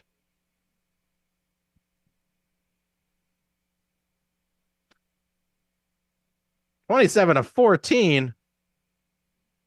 Wow, they're scoring points tonight, huh? Oh my God, what's this? Oh my God, I didn't even think. I didn't even think. I wasn't even there. Now I gotta reset my password. Oh well. Hold on, Trying I to see need if to I check can my get fantasy into it. football now. But you lost. All right, Garrett Wilson has 2 receptions for 25 yards on 4 targets. I'm playing the Cleveland defense, which, even though they have led up 14 points to the Jets, have 15 fantasy points. Sack, interception, fumble recovery for a touchdown. The fuck out of my life.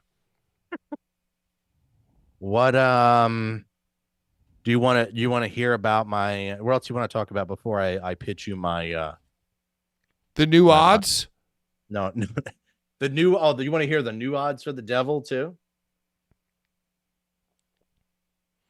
I quickly did those. They're not very well thought out, but Well, I mean, it's the end of the year, so I guess we should talk about our favorite things that happened in the year. But the only thing that's bad about that, well, that's what I was going to pitch is our first annual Here Comes the Lame Year in Lame award show. Year in lame. Yeah, so we're gonna have chat and whoever in the community, they can put in the comments or in the chat or whatever, or DM us their favorite lame moment in 2023, and then we'll have our very own Here Comes the Lame award show. The lamies. The lamies at sometime in January, like how the Oscars are. I like that idea. Yeah, because we'll get dressed nice and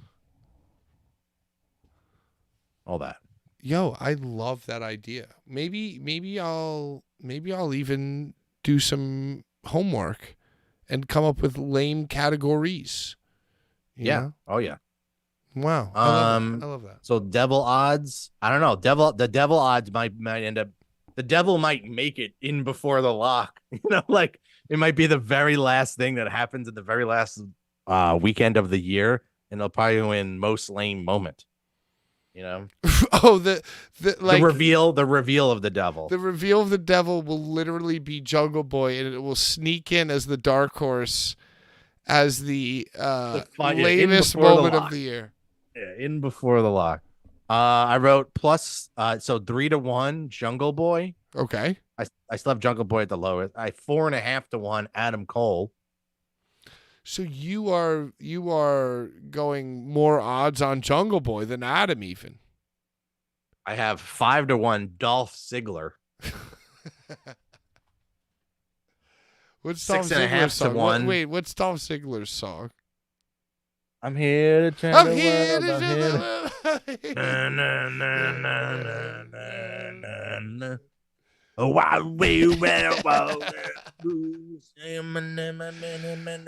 can just see it now. The devil comes out. I'm here to show the world. Show the world, I'm here to show. Yeah. All right, I'm sorry. Keep going. 6.5-1. I have Britt Baker. Oh, okay. So Jungle, Adam, Dolph, Britt. Huh.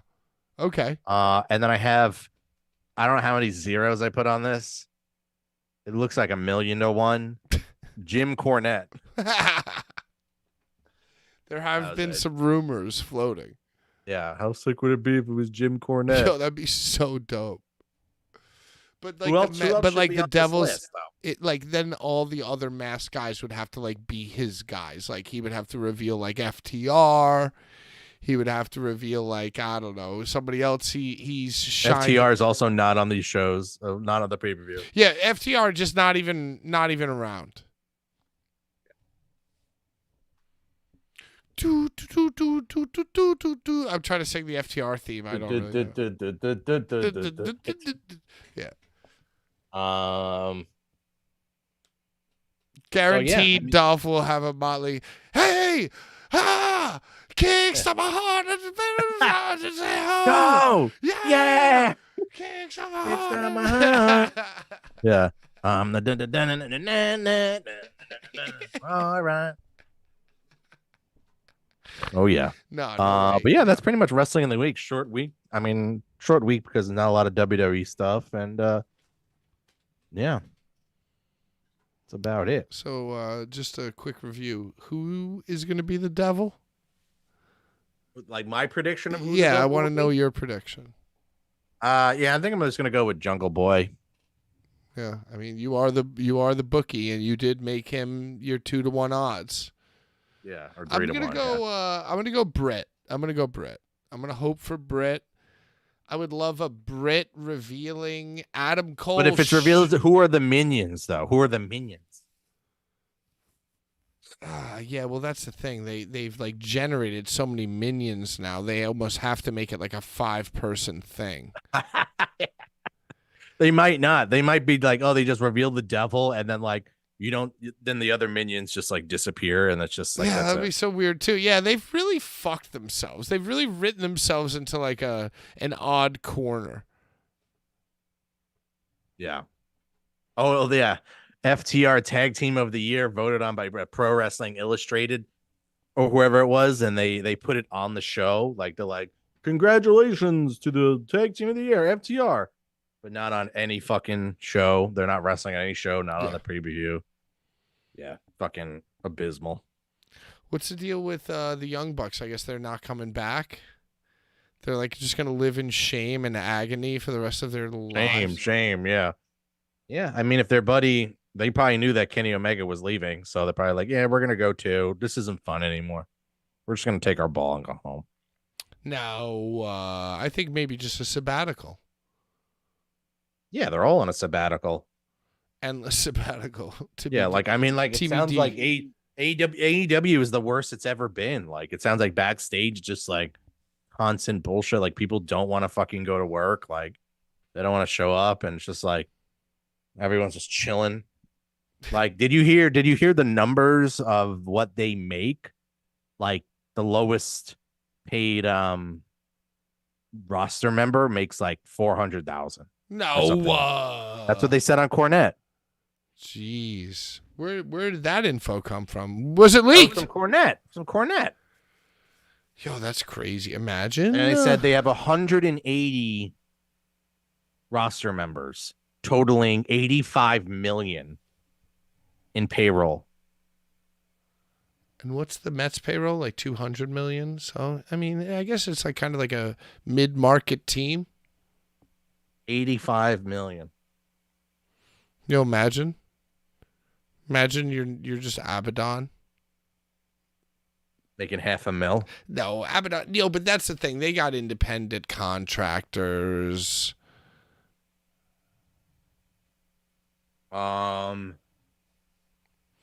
Yeah, and I'll tell you told- this: if I was making $400,000 a year guaranteed, my first match I would dislocate my shoulder.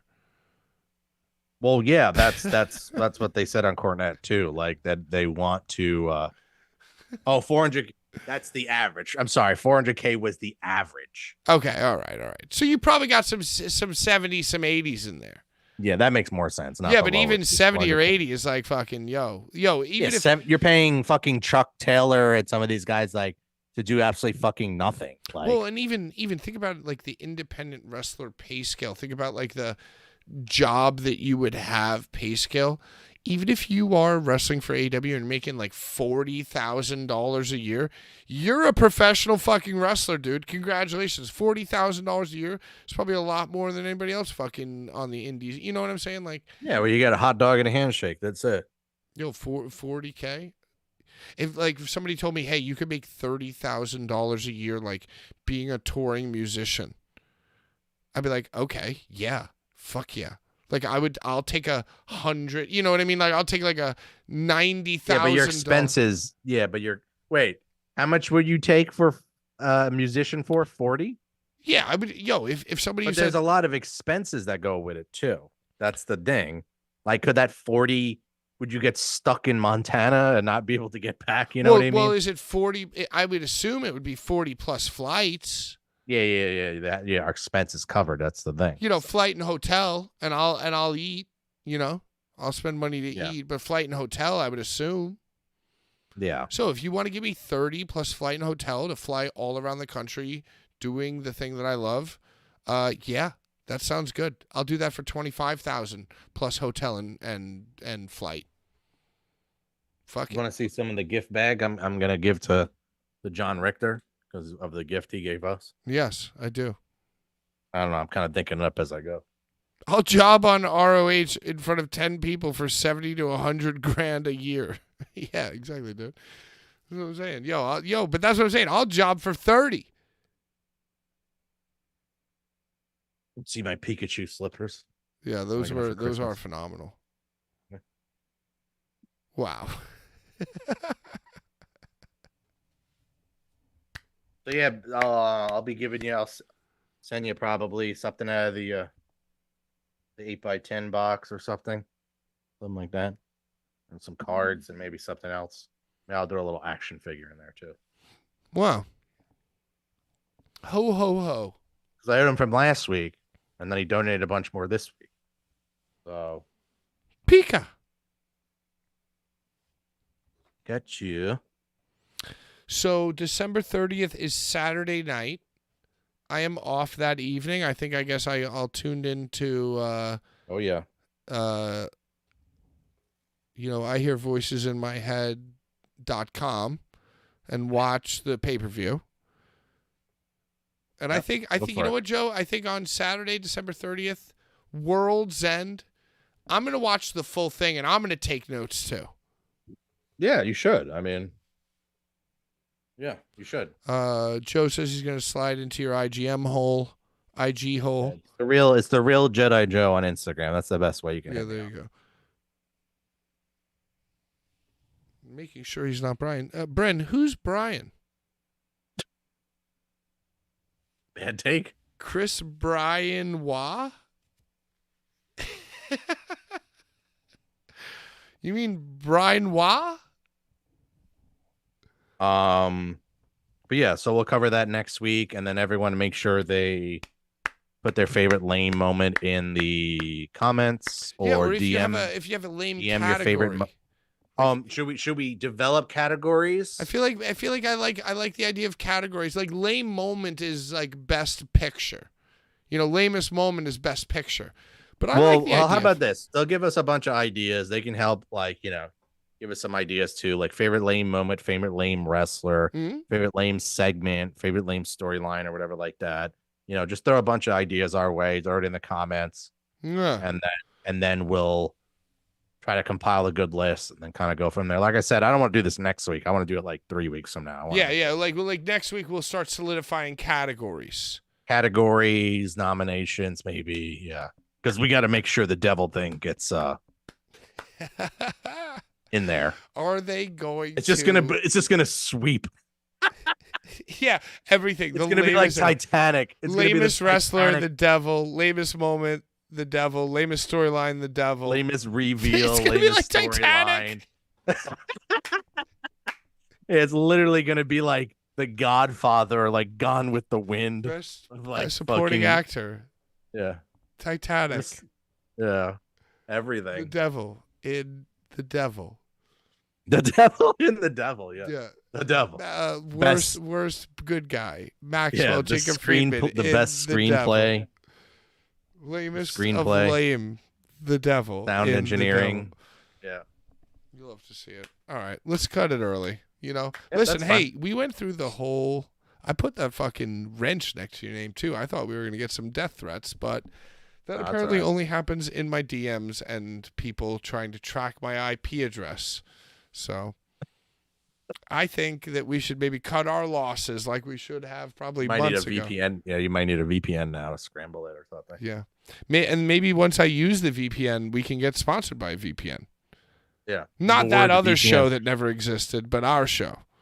Yeah. NordVPN. NordVPN.com. Hey. Now we are the solo flagship show, baby. We did it. Joe knew he just had to wait. It was just a matter of time. Wait. What was it? 20 plus episodes. Yeah. Hey, just a few months, and he knew. Yeah, that's the new shirt. Here comes the lame flagship. I knew you guys would self-destruct. I mean, let's be real. So it's a matter of time. What video games are you playing? Are you playing any video games? Oh, yeah, I just picked up when I was in I was in South Carolina. Oh, I didn't tell you what I did for Christmas. I drove like 12 hours all the way down to Myrtle Beach, and then it took us 14 and a half hours to get back yesterday in the rain. It was fucking awful. Jesus Christ. But when I was down there, I picked up a Nintendo DS and some Pokemon games. So I've been playing those. And I was thinking of playing some new you ever see these games? What did I Google earlier? It was like I keep seeing this one game that kind of looks like Fallout. It's kind of like shitty. Well, there's War of Rights, which is like a Civil War kind of game. Okay. And then there's Lethal Company. Have you heard of this? I feel like it rings a bell. Are we talking like Steam games? This is a Steam survival game. Where it says Here, I'll read it. Lethal Company is an early access co-op survival horror game created and developed by Zeekers.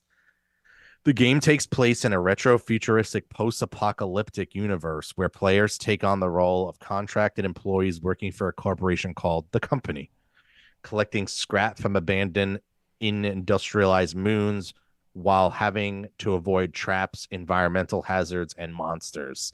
They have 3 days to meet the company's profit quota. It's like really funny because people are like on Discord and shit. It only came out. It's in early access and only came out like 2 months ago. It's really funny because it's just like, the mic speech button goes off above the head and it's like, oh, where'd you get that shotgun? Bots. Dude just blows his buddy away. And then something else like, oh, what's out there? You see this like giant like Cthulhu beast outside the hatch. And it's like, it just gets grabbed and fucking tossed 1,000 yards and gets killed. But it's really like janky looking though, because it's in early access. And then the War of Rights game, I guess, is like a Civil War game where like you kind of try to like tug of war, kind of like, but another jank fest, it looks like. Yeah, I don't know. I got into video games to isolate myself, not to yell and talk with people online and try to be a part of like a squad and communicate and like care. I got into video games to disassociate and Well, yeah, I always play solo too. yeah, So. you know, like envelop myself in a world and just like become one with the experience, you know, not to Yeah. argue with people in a server and worry about my servers, worry about the rules of my server, worry about the, you know what I mean? Like that. That's not that's not video games for me. Yo, and people fuck with it. Like I have people that play GTA RP, you know, and like really care. You know, it's like, hey, that's cool. You know, listen, I followed a Baldur's Gate 3 Facebook group. I never participated, but I enjoyed reading what everyone was like sharing and talking about. Like, you know, you can like learn that way passively and appreciate stuff. So yeah, but you know, a game where I have to like worry about people getting into my server and like you know, and like like co-op and you know, like I'll fuck around with like a Borderlands 2 where it's just a squad of 4 and I don't have to talk. Like I'm the guy on the team who doesn't talk. yeah, you're the lurker. Yeah, I just follow you. Yeah, All right, what else? that's it. I have a lot of PlayStation Portals available if anyone wants to buy one. Hey, did you make Christmas dinner, or were you treated to somebody making it for you? Right there. Look at you. Oh no, I made it. I Instapot a lamb leg. My mother made lasagna, and I made a whole bunch of like potatoes and like veggies and stuff like that. Really basic because my family are kind of picky eaters. So you did a lamb leg with mixed veggies. Yeah, and your mom Brussels, did the world famous Jedi lasagna. Yeah, the Jedi lasagna. Was it banging? No, lasagna was really good. She did a great job with it. And then she made for dessert, she made something called slutty brownies, which is cookie dough. So cookie, Oreo, and then brownie. What? Like all baked. That was pretty good. Like in a pan, like a brownie, but with cookie dough and brownie. Yeah, you place the cookie down, then place all the Oreos down, pour the batter in, and then bake that. It was pretty good. What? It was pretty good. No, it needed less brownie, I thought, and more Oreos. Ouch. There's a certain execution element to it. And then what do you do with that? You just do like a huge glass of milk with the. Yeah, you just eat that. That's it. Wow, that sounds fucking awesome. And yeah, I think we're having people over for New Year's here at the house.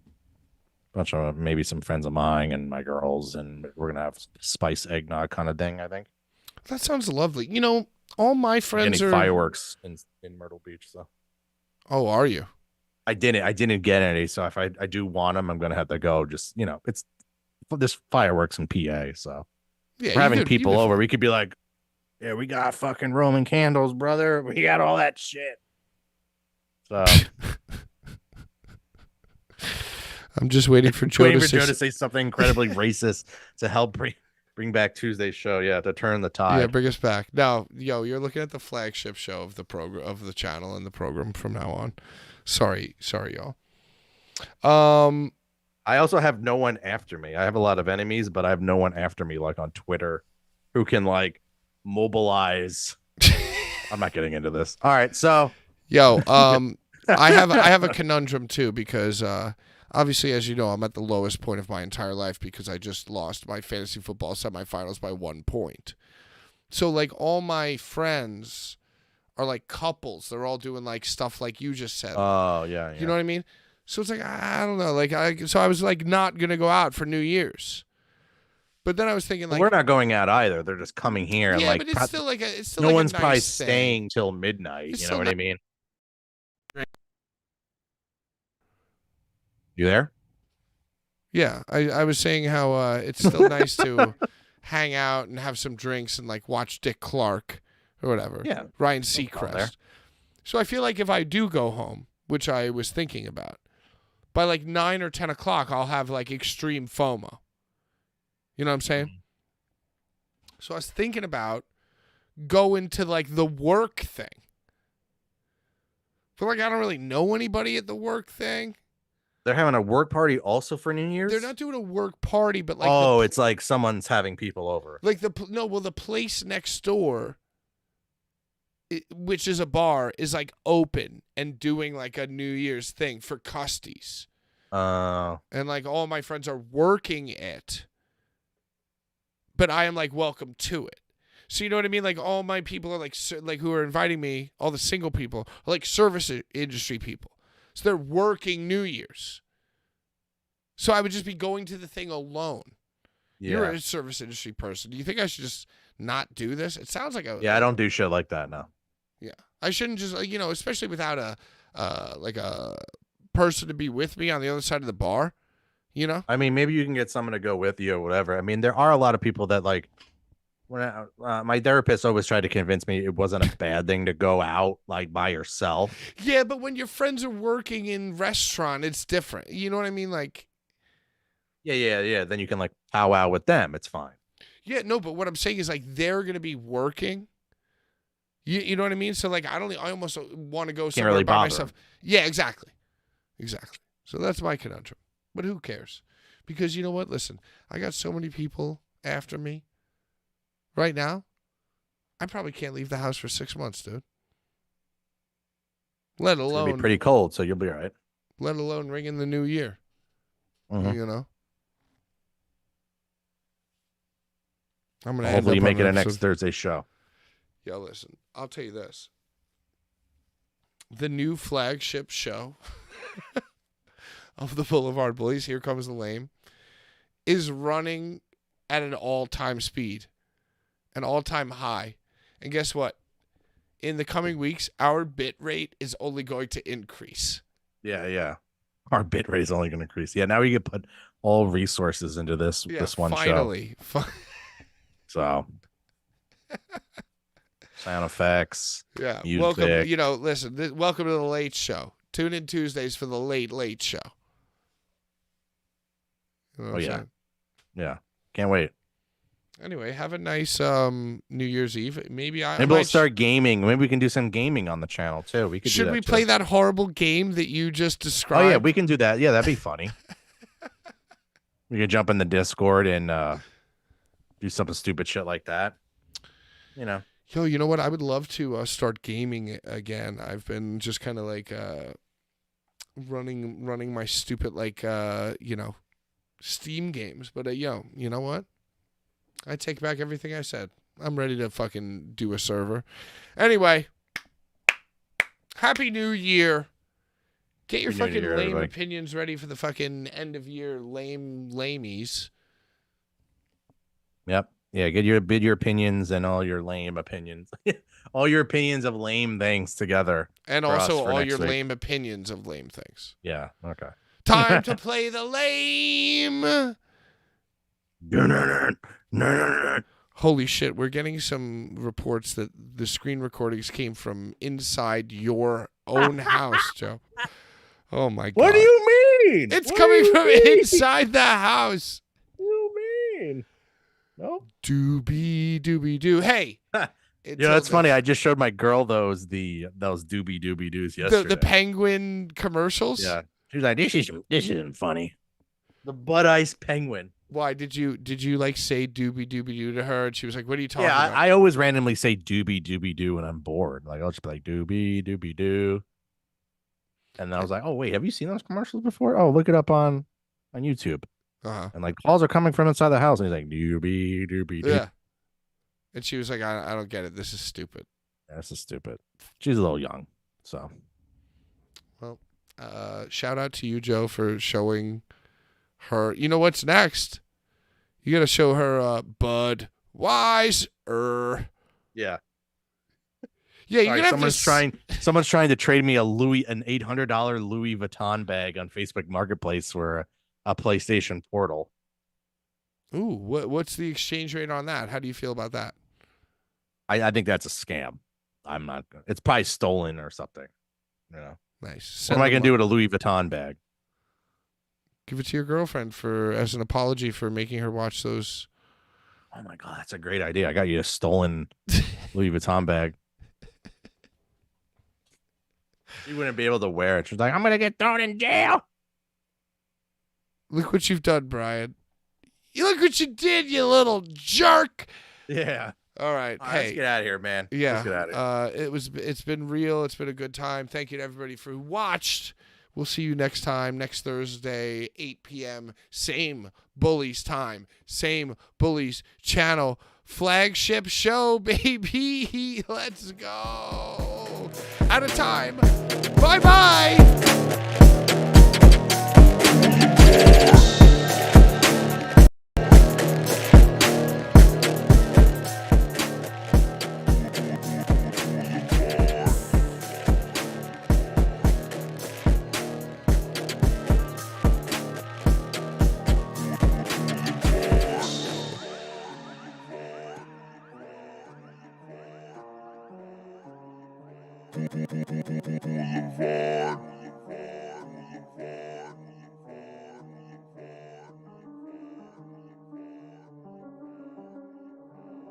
Oh, so Christ, may you burn in hell forever, forever, forever, forever, forever.